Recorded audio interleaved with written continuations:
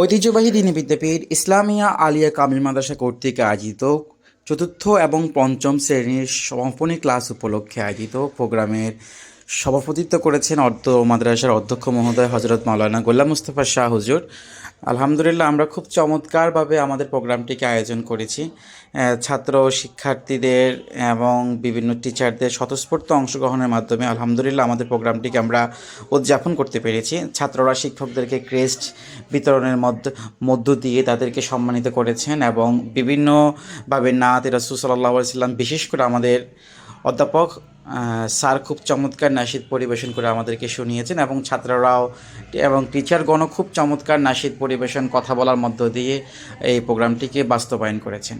আর আমার সবচেয়েতে বেশি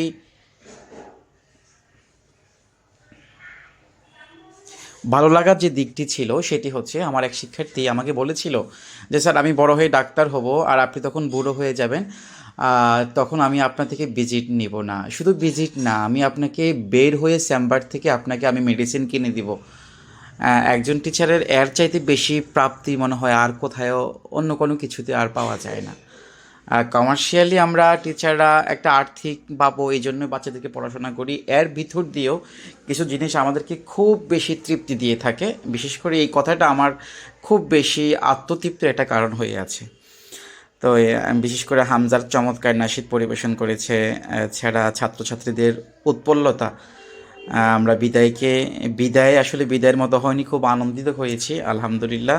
প্রতি বছর এভাবে আমরা বাচ্চাদের সাথে বিদায়ের মুহূর্তে আমাদের ভালোবাসা স্মৃতিগুলো শেয়ার করে অ্যালবাম করে রাখতে চাই।